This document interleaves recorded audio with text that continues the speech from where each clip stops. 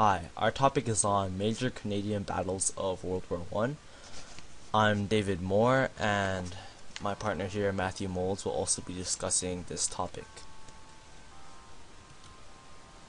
So I'll just do a brief overview of the topics that we'll be addressing.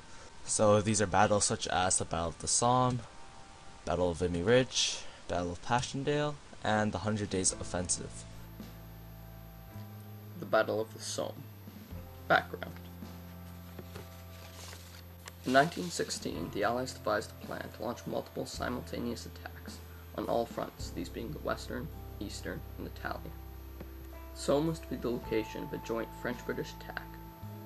This plan was put in jeopardy when the Germans slaughtered French troops at Verdun, leaving the French army small and weak. While the attacks at Verdun continued, the French pleaded the British hasten the attack on the Somme in order to relieve pressure at Verdun. Without the help of the French, the British, and therefore the Canadians as well, had to take on a much larger role. They developed a plan and were ready to attack around mid-year. While this was happening, the Germans drastically improved their defense and was ready to guard the territory. At 7:30 a.m. on July the 1st, the Allies began their march across no man's land. This is the rough location of the Somme in northwestern France. The Somme. The result of the attack was a slaughter. It is still regarded as one of the most bloody battles of all time. Over 57,000 British soldiers were killed at the end of that one day. The 1st Newfoundland Regiment lost 2/3 of its strength after only 1 hour. The fighting continued throughout the summer months, and the major Canadian offensive occurred on September 15th. That attack went well, and by 8 a.m. the Canadians managed to take control of a major defensive position known as the Sugar Factory, a position that had continually eluded capture. Attacks continued, and on November 11th, Canadians managed to take control of Regina Trench, which was a position that had been the center of continuous attack attempts, all of which had failed. No further advancements were made that year. The Battle of the Somme proved Canada was a hard-fighting and efficient fighting force. Although their role in the battle was not large, they were able to achieve what many other regiments could not. After it, Canadians won battle after battle and were increasingly relied upon for major offensives, despite their having such a small fighting force. Statistics. There were nearly 500,000 German casualties, roughly 420,000 British casualties, 200,000 French, and 25,000 Canadian. The Allies advanced along a 30-mile stretch, and the most they advanced upon, at any point, was about 7 miles. The Battle of Vimy Ridge is one of the most profound battles and a defining moment. It was a remarkable battle which many thought couldn't be done. Canadians broke through and remained a tactical position where every previous attempt had failed.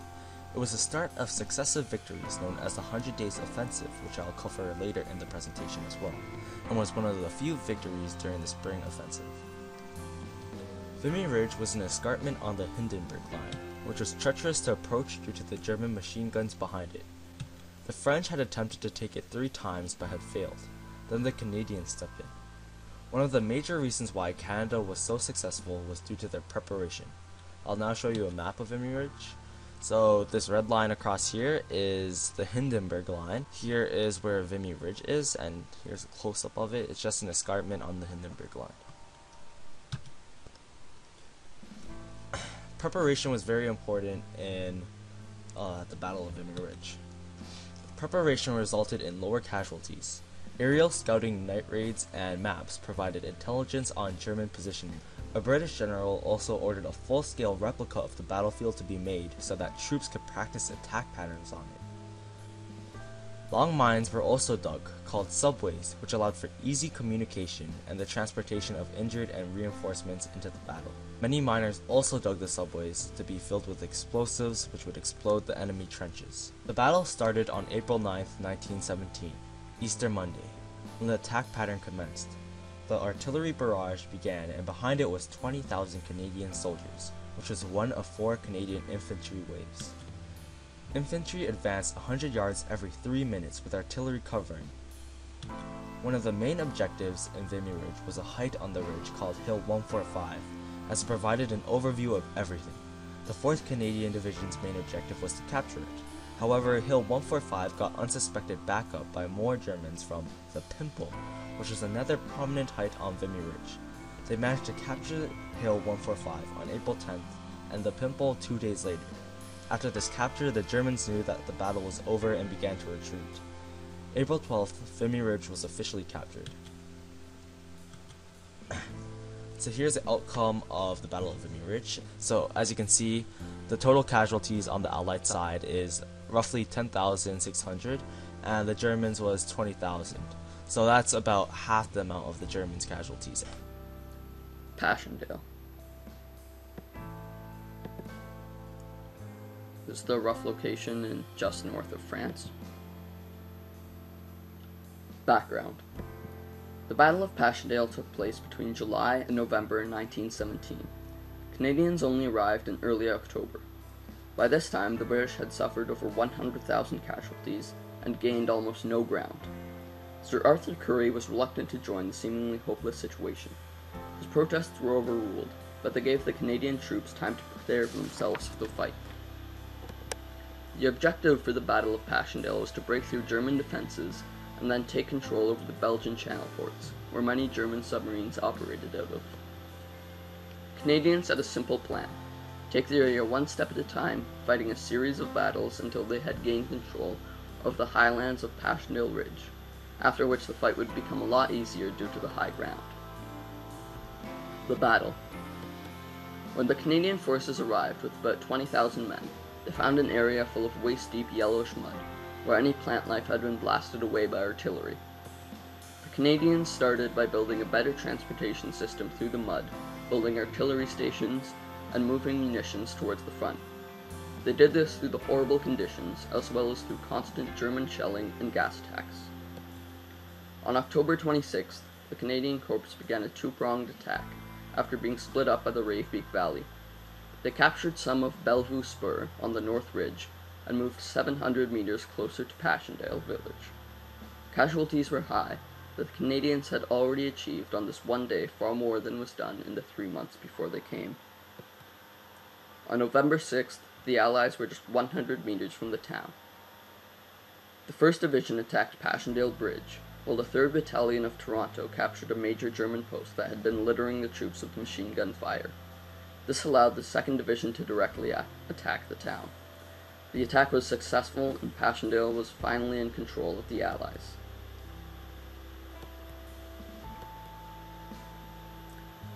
Feeble German resistances continued, but they were snuffed out by the 10th of November, barely a month since the Canadians first arrived.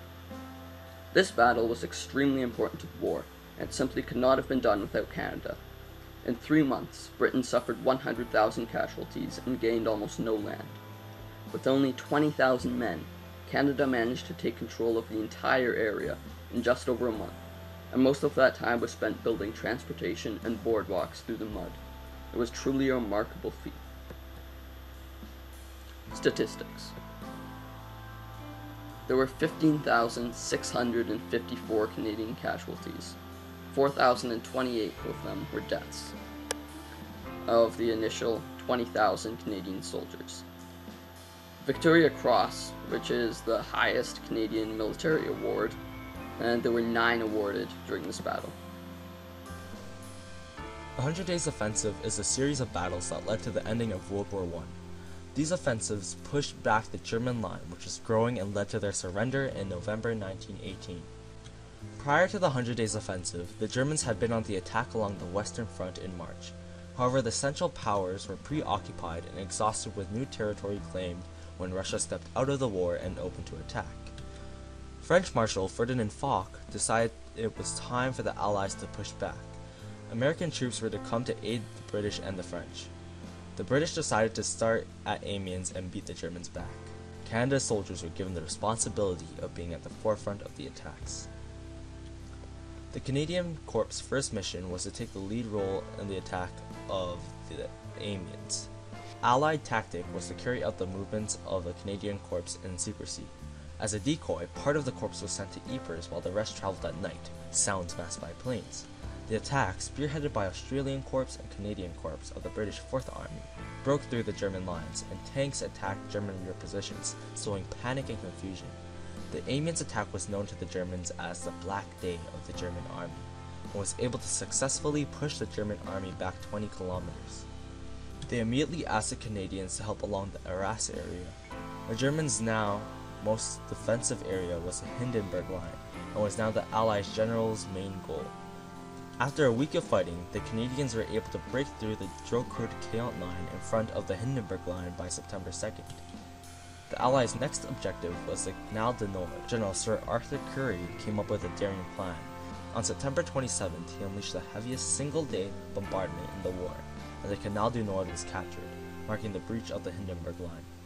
After this, and following successive victories, Germany was retreating but still resisted.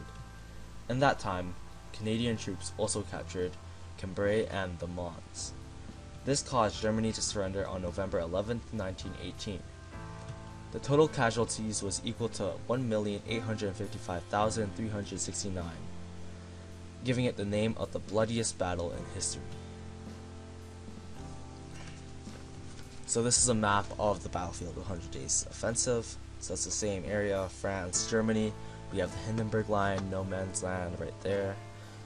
And as you can see, we have the Battle of the Amiens, where we started off in the 100 Days Offensive, going through the second Battle of Arras, and we pushed through here, and then past the Hindenburg Line, and even on the Hindenburg Line, we have Ypres, Vimy Ridge, and once we pass that, we see the Allies take Saint-Quentin and Saint-Quentin Canal, and then the Canadian Corps taking Cambrai and the Moulds along with the Australian Corps, and after that, Germany officially surrendered on November 11, 1918, beside the Moulds right here.